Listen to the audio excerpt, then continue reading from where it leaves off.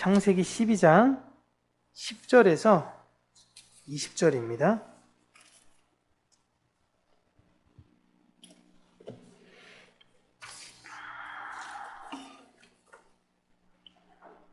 우리 함께 한 목소리로 읽겠습니다.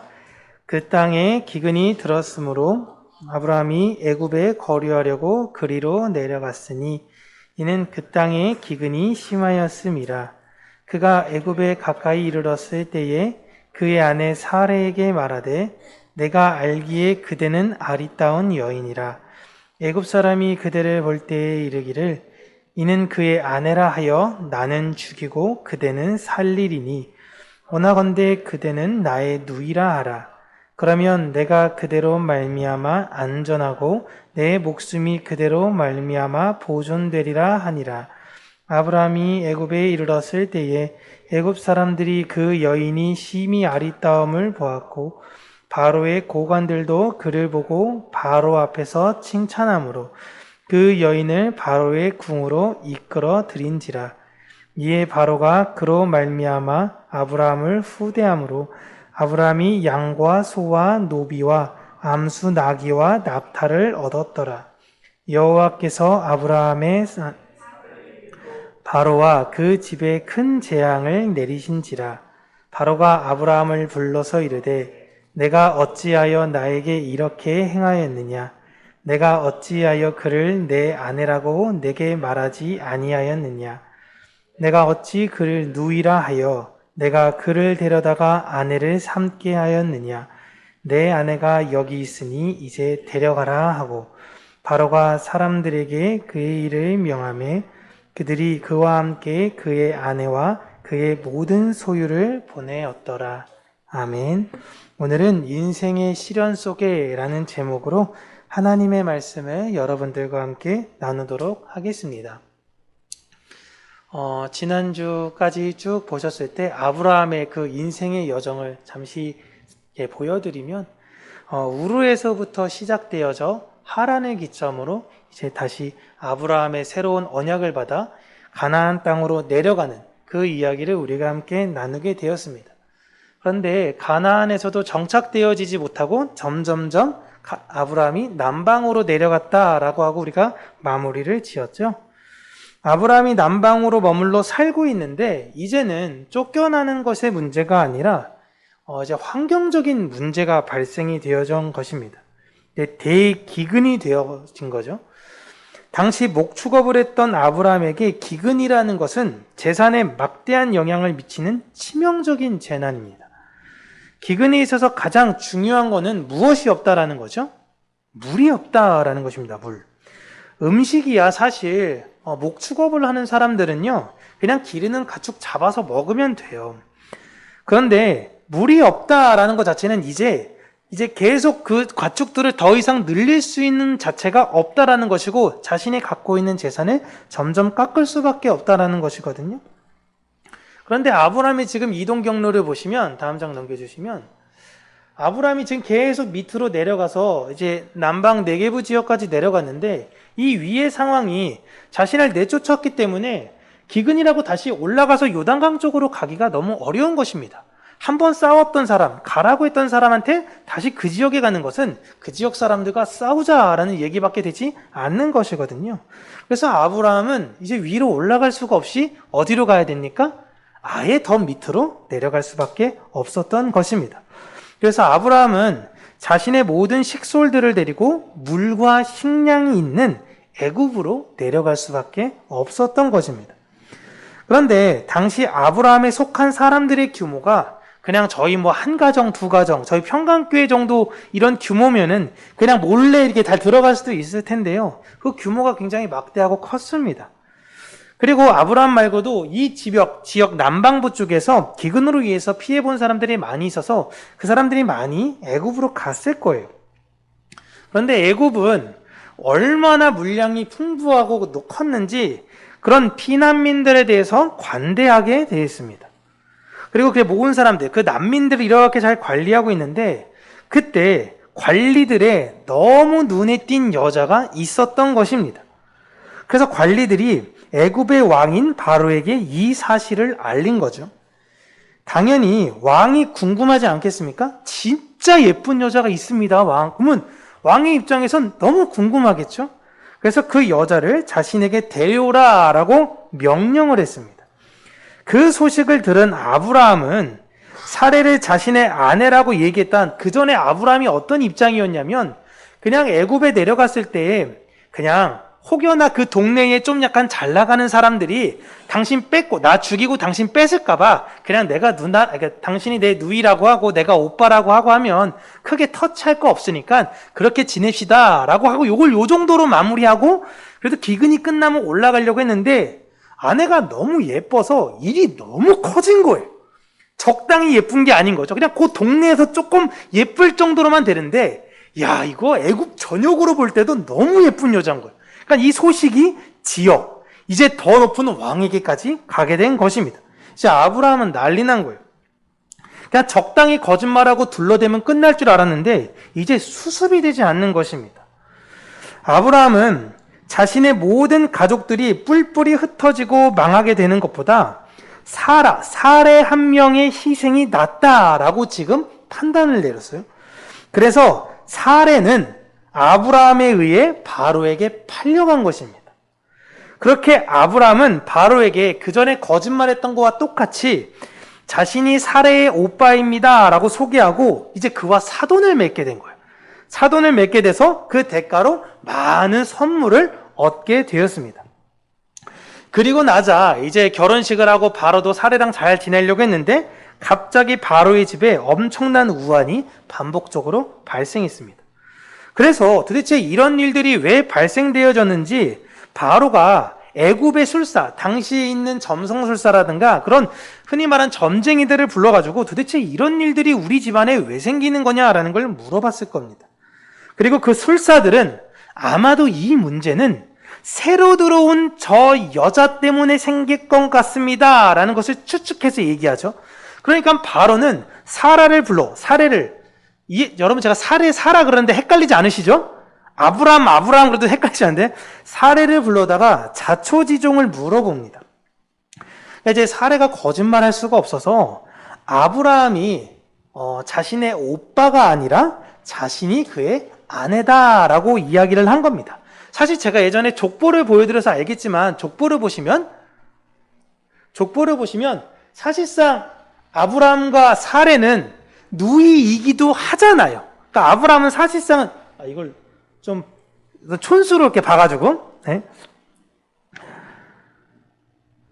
사레는 아브라함의 누이가 아니라 아내라는 것을 이야기했을 때 이쯤 되면 바로가 그 사레의 이야기를 듣고 야 이제 화가 머리끝까지 나서 아브라함을 죽이고 사실상의 아브라함에게 그동안 줬던 모든 것은 다 뺏는 것을 넘어서 그 집안 자체를 다 풍비박산으로 만들었어야 됩니다.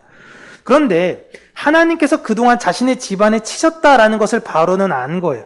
그래서 아브라함에게 줬던 것을 다시 가져오기도 그렇고 그를 건들기도 너무 무서웠던 것입니다. 그래서 바로는 아브라함을 부르고 그가 거짓말을 한 것에 대해서만 책망을 합니다. 그리고 그에게 줬던 것도 다시 가져오지 않게 된 거죠. 그리고 아브라함은 그 재산을 바로로부터 받은 재산까지 더해서 자기의 재산이 더 많은 재산을 가지고 가나안으로 돌아가게 됩니다. 여기까지가 오늘 본문의 내용인데요. 우리는 이 내용을 보면서 분명히 지금 거짓말로 처세하는 아브라함을 보고 있는 것입니다. 아브라함이 어떻게 보면 사실 거짓말은 아니에요. 그러니까 원래 누이라고 하는 개념이 족장 시대는 훨씬 더 넓을 수 있으니까 사촌도 누이, 그 밑에도 누이라고 이야기할 수 있어서 더 넓은 범위로 이야기할 수 있지만 사실상 본질적으로는 속이고 있는 거잖아요. 아브라함이 지금 자기의 아내가 아니라는 거 자꾸 이야기를 하는 거니까. 근데 분명히 아브라함은 거짓말로 하고 있는데 하나님께서 거짓말을 하고 있는 아브라함의 그 인생에 지금 개입을 하십니다. 그리고 오히려 하나님의 개입으로 인해서 아브라함이 훨씬 더 잘 되는 것처럼 보여요. 그러니까 이것으로 하나님께서 선택한 사람들은 때때론 어쩔 수 없이 거짓말을 해도 하나님께서 지켜주시네 라고 오해하시면 안 돼요. 다시 한번 말씀드릴게요. 하나님께 선택받은 사람들은 흔히 말해서 교회 다니는 사람들, 예수 믿는 사람들은 때때로 내 상황에 따라 어쩔 수 없는 거짓말을 해도 하나님께서 나를 이해해 주신다라고 오해하시면 안 됩니다. 굉장히 위험한 거예요. 아브라함은요, 하나님으로 언약을 받았을 때 12장 1절 언약을 받았을 때 오해를 한 것이 있어요. 아브라함은 자신이 하나님으로부터 그 언약을 맺은, 단독으로 언약을 맺은 사람이라고만 생각했어요. 나와 하나님과의 계약인 거예요. 그리고 그것은 당시의 남성 중심 사회의 지극히 당연한 모습이었을 겁니다. 계약은 집안의 어른만 하는 거지 무슨 다른 사람이 무슨 필요가 있겠습니까? 아브라함도 당연히 그렇게 생각했던 겁니다. 하나님의 언약이 자신과 사례를 통해서 이루어질 것을 아브라함은 예상하지 못했어요. 이게 당시로 보면 지극히 상식적인 것입니다.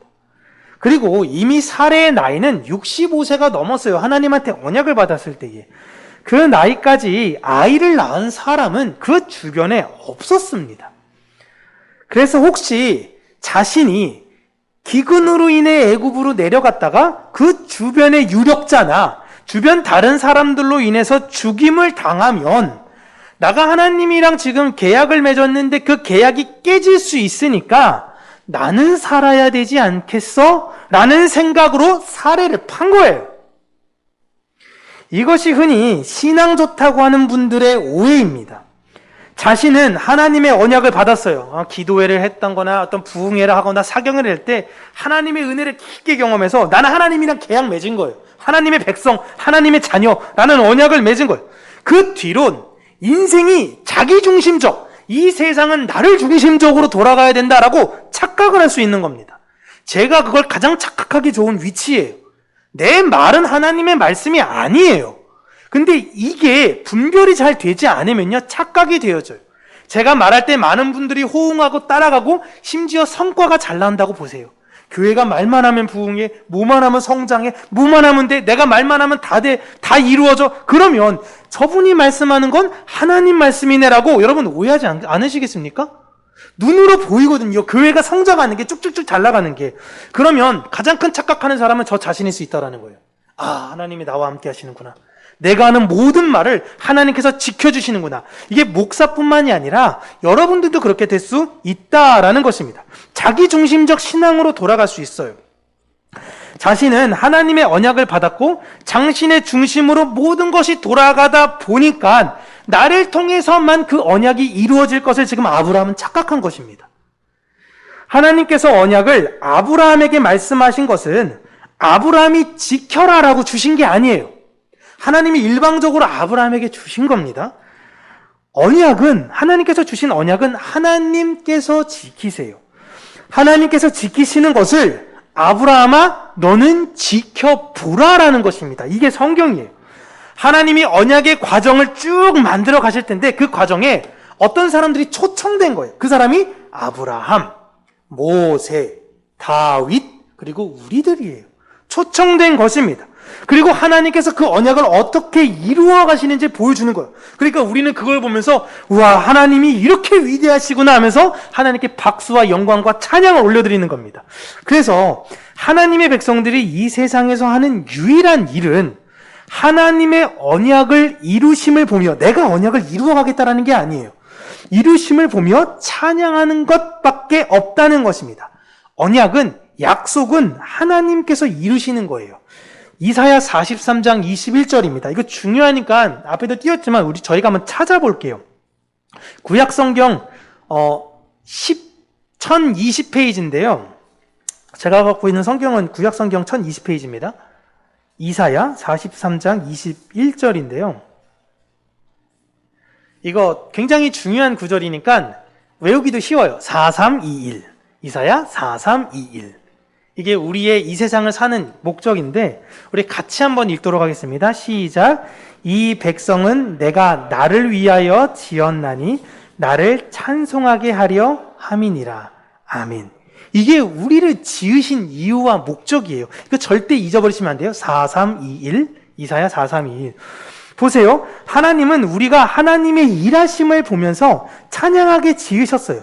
그런데 보세요. 다음 구절에 22절에 뭐라고 나왔죠? 22절 보면 같이 읽을게요. 시작. 그러나 야곱아 부르지 아니하였고 이스라엘아 괴롭게 여겼으며. 아멘. 이 말씀이 뭐냐면 이스라엘은 하나님을 구하지 않았다라는 게 예배 안 드리고 이 사람들이 제사 제대로 안 하고, 물론 그런 것도 있지만 그런 것이 아니라 더 큰 의미에서 이스라엘 백성들은 자신들이 그 언약을 지키려고 애썼다라는 거예요. 이 실수를 한 사람들이 바리새인이에요. 하나님의 언약, 하나님의 율법을 내가 완전히 지키고 말겠어. 예수님이 그거 아니야. 그거 아니야. 라는 거예요. 그런데 이 세상 모든 사람들은 다 내가 무언가를 지키고 말겠어. 하나님을 감동시키고 말겠어. 이렇게 가는 거예요. 그런데 내 백성아, 내가 너를 지은 이유는 너가 무언가를 그렇게 열심히 하라는 것이 아니라 내가 이렇게 열심히 하는 걸 너는 그저 지켜보라 라는 것입니다. 오늘 아브라함도 그 실수의 과정을 겪고 있는 거예요. 그리고 그 과정에서 생각하지도 못했던 가축과 노예를 얻게 됐죠. 그래서 거짓말도 좀 하고 내가 인생의 처세를 좀 하면 어차피 하나님께서 다 지켜주시고 물질적 복도 주실 수 있으니 나도 좀 이 세상 살면서 횡령도 좀 하고 사기도 좀 치고 내 말대로 좀 거짓말, 세상 다 그렇게 사는데 나도 그렇게 살면 되는 거 아닙니까? 라고 하면 쳐도 그들은 하나님이 안 지켜주시지만 나는 하나님이 지켜주시고 물질적 복을 주실 거야 라고 착각하시면 안 된다라는 거예요. 이 본문은 그게 아니에요. 여러분, 아브라함은 바로가 줬던 물질에 관심이 없었습니다. 언약만 관심이 있었어요. 언약만. 오해했던 거죠, 하나님의 말씀을. 그래서 아브라함은 바로가 줬던 거를 다시 다 돌려주려고 했습니다. 죄송해요. 거짓말해서 죄송해요.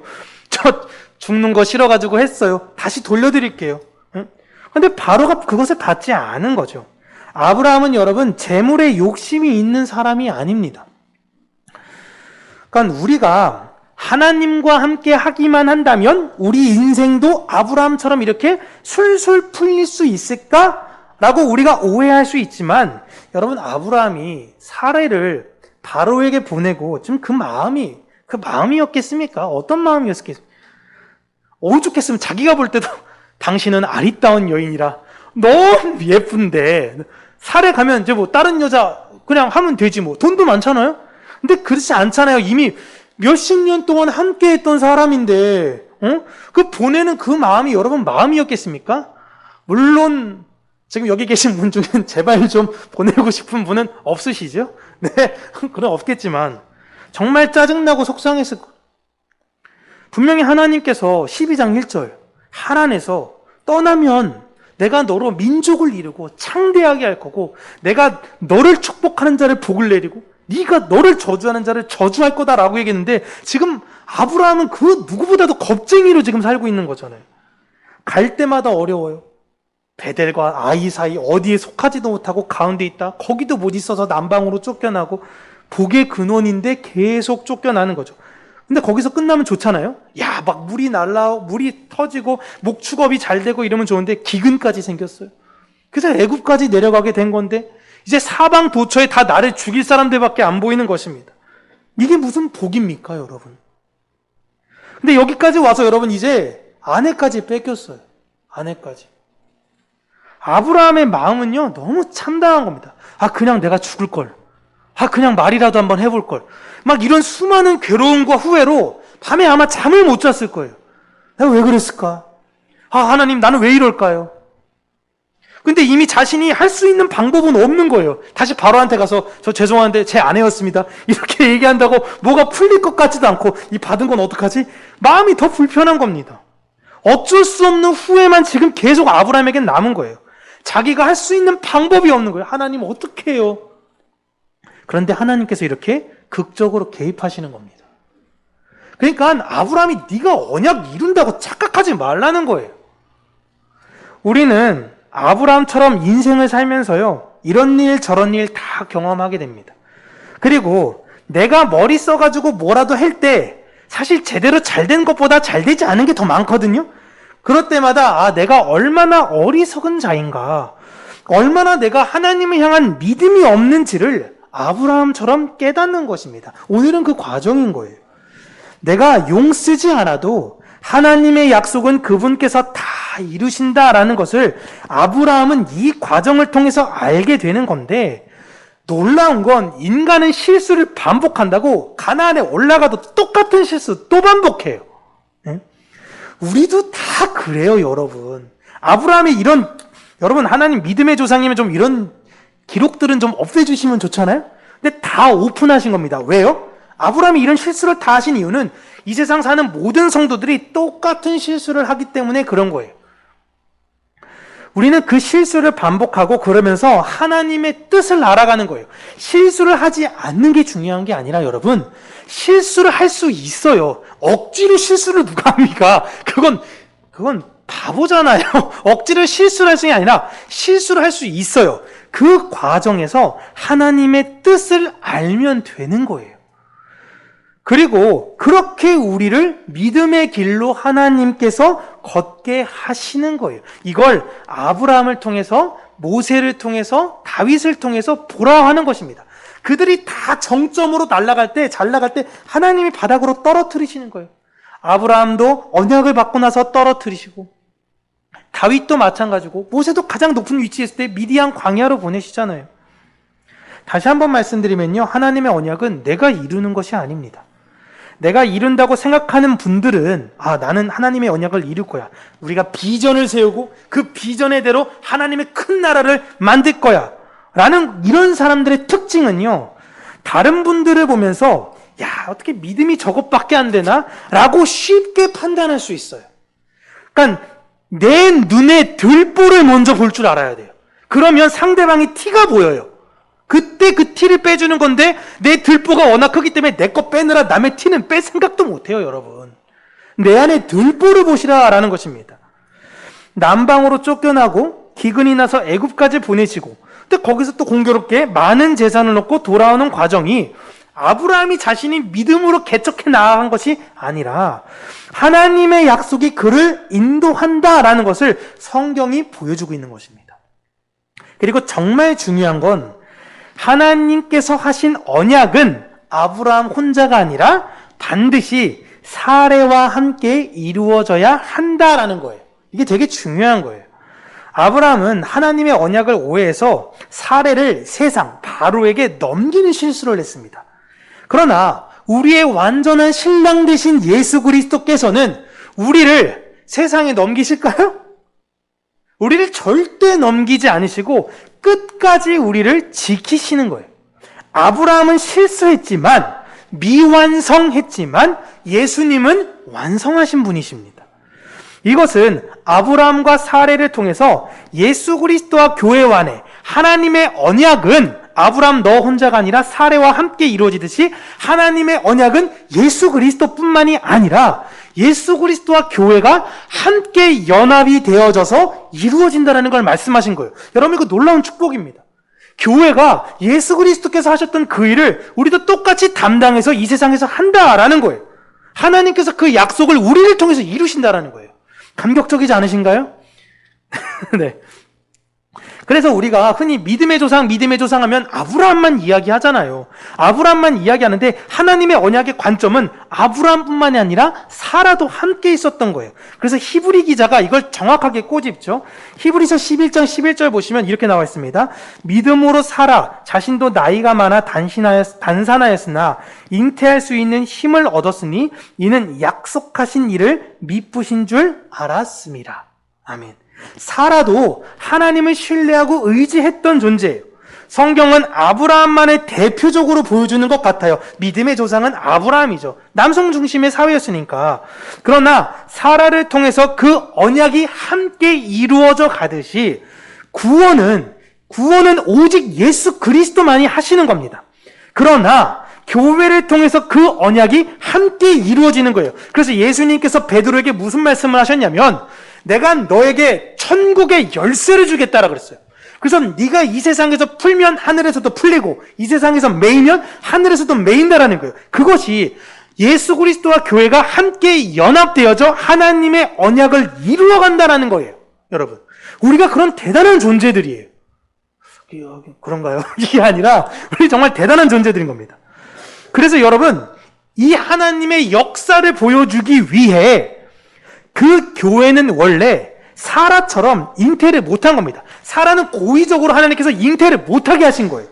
교회는 원래 아이를 낳을 수 없는 거예요. 우리는 이 세상에 예수를 낳을 수 없고요, 복을 낳을 수 없고, 하나님의 약속을 내어놓을 수 없어요.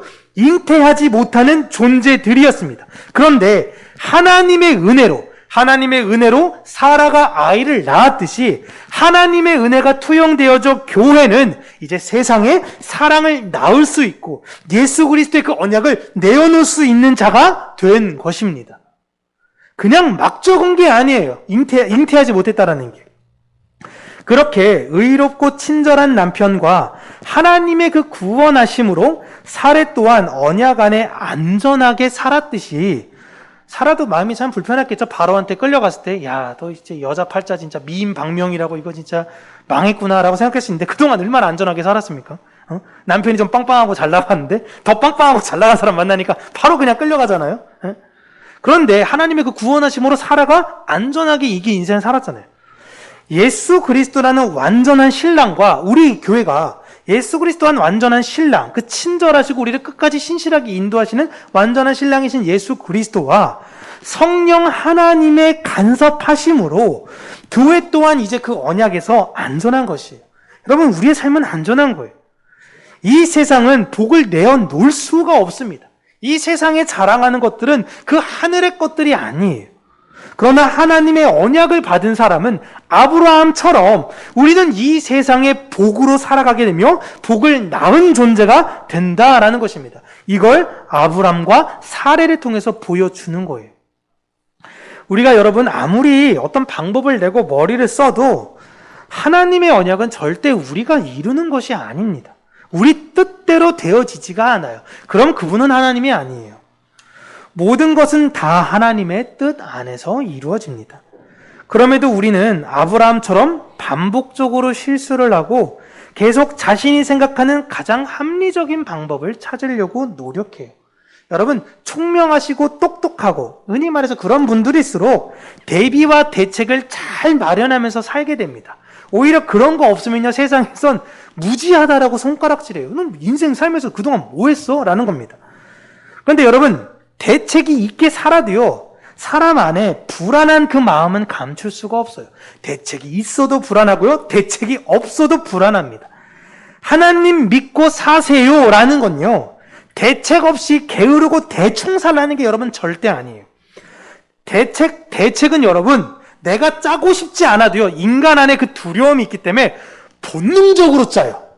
계획은 그냥 본능적으로 짜요. 똑똑하신 분일수록 본능적으로 짜요. 되든 되지 않든.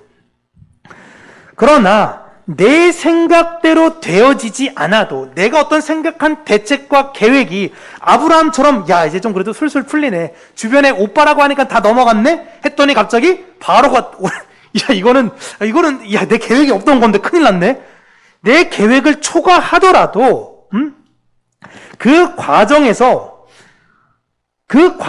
하나님을 신뢰하며 불안해하지 마셔라라는 겁니다. 근데 그때는 불안하죠. 근데 이런 과정을 인생에서 계속 반복하는 거예요. 아, 불안해. 아, 내가 머리 썼는데 이렇게 안 될 줄 알았는데 망했어. 근데 하나님이 또 이렇게 하시는구나. 그럼 그 다음엔 그렇게 하면 안 되잖아요. 또 다음에도 또 그렇게 되고, 하나님 어떡해요? 나 어떡해요? 또 살려주세요. 살아났네. 그러면 이 과정을 통해서 우리가 인생을 나중에 갈 때는, 하나님이 나를 쭉 신실하게 인도하셨으니 지금 내가 어려움을 딱 겪어요. 그럼 어떻게 돼요? 내 앞에는요? 하나님이 나를 안 버리세요. 그래, 이후로도 영원토록 하나님은 나를 지키실 거야. 그 믿음으로 이제 나아가는 겁니다. 그 주변 사람들이 얘기한 겁니다. 안 무서우세요? 안 두려우세요? 네. 난 인생에서 하나님께서 나를 어떻게 인도하셨는지를 경험했습니다. 그들이 듣든 안 듣든 그걸 경험했고, 그렇기 때문에 전 전혀 두렵지 않습니다. 실제로 안 두려워요. 근데 여러분, 그 경험이 처음에 있을 때는 막 두렵고 걱정돼서 막 무너져요. 그런 하나님의 신뢰로 우리는 나이가 들면 들수록 걱정과 염려와 두려움을 사는 게 아니라 믿음에 방패해가지고 담대하게 사는 사람들이 되는 것입니다. 크리스찬들의 노년과 이 세상의 노년은 뚜렷하게 구별돼요. 이해되시죠? 믿음으로 그런 노년을 사시기를 여러분 주님의 이름으로 축복합니다. 믿음의 여정의 길은요, 여러분 사람마다 다 다릅니다. 이 고생을 많이 하는 분들이 계시고 좀 덜하는 분들도 계시지만, 그리고 또 아직 지금 이 언약에 대해서 하나님의 언약을 잘 이해하기 어려운 분들도 계세요. 어떤 분은 지금 12장 1절을 시작하는 분들이 있어요. 하나님 교회 나와서 난 이제 나이를 떠나서요 12장 1절을 시작하는 분이 있고, 어떤 분은 지금 애굽, 어떤 분은 13장, 어떤 분은 15장, 16장, 어떤 분은 그에 이르지만, 그렇게 쭉 인생에 따라서 여정은 다 틀려요. 그러나 종극에 가서 마지막에 가면요, 다 그 사람들은 하나님께서 믿음으로 부르셨고 믿음이 무엇인지 그들에게 알려주실 거니까, 내가 지금 한 17장 있다 그래서 아브라함처럼 17장 있다 그래서 아직 12장 이 애굽에 있는 사람들 보면서 손가락질 하시면 안 된다라는 겁니다. 이해되시죠? 오히려 그런 시련을 나도 잘 겪었고 너가 지금 그 시련 중에 있으니 그런 분들을 위로해주는 분들이 되셔야 된다라는 거예요. 모든 것은 완전하신 하나님의 계획 안에서 이루어지는 것이니 여러분 너무 걱정하지 마시고 두려워하지 마세요. 지금 여러분 내 인생에 왜 고난이 있지? 그러면 잘 가고 있는 거예요. 그 고난 안에서 하나님이 자꾸 테스트를 하는 겁니다. 너 이제 어떻게 반응할래? 하나님 살려주세요. 하나님 나 어떡해요? 다 망하게 생겼어요. 옛날엔 이랬다면 이제는 하나님, 나 이제 하나님 신뢰합니다. 분명히 하나님께서 이루신 계획이 있죠. 내가 울며불며 하고 싶은 마음도 내 안에 있지만 하나님께서 이루시는 걸 내가 경험했고 이젠 믿음으로 내가 하나님께 나아갑니다. 하나님, 내가 그 길을 믿음으로 바라보는 용기를 주시옵소서. 그렇게 나아가는 거예요, 여러분. 응? 그러니까 잘 가고 계시는 겁니다. 여러분 성도의 인생은요, 그 인생은 시련의 연속입니다. 대충 10년 받다 끝나고 그러지 않아요. 하나님은 우리를 그 시련에서 구원해 주시지 않습니다. 시련을 던져주신다니까요. 그 시련에서 하나님을 바라보게끔 하시는 거예요.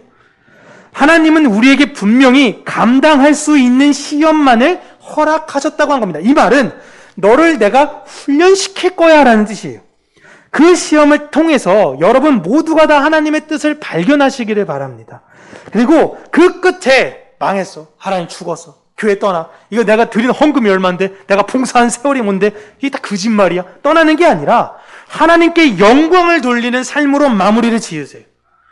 그렇게 그 마무리가 되어지는 저와 여러분 우리 평강교회가 되기를 주님의 이름으로 축복합니다. 기도하겠습니다. 하나님, 우리가 인생의 시련 속에 하나님만을 바라보는 자들이 되게 하여 주시옵소서. 그 크신 언약을 기억하며 사는 자들이 되게 하여 주시옵소서. 어려움 앞에 내 생각을 앞서 하나님을 오해하지 않도록 하게 하시고, 내 생각에 하나님을 끼워 맞추는 어리석음을 범하는 것이 아니라 그 시련과 어려움 가운데 하나님의 뜻을 찾으며 내 생각과 내 계획을 기꺼이 내려놓는 자들이 되게 하여 주시옵소서. 주어진 삶 속에 하나님의 나라와 영광을 위해 최선을 다해서 살게 하시고, 그 과정에서 설령 어려움이 생기더라도 그 길을 걷게 하신 하나님을 신뢰하며 하나님의 영광을 찬양하며 사는 평강교회 모든 성도님들이 되게 하여 주시옵소서. 우리의 인생의 그 발자취를 보며 영광 받으실 하나님을 찬양하며 살아계신 예수님 이름으로 기도합니다. 아멘.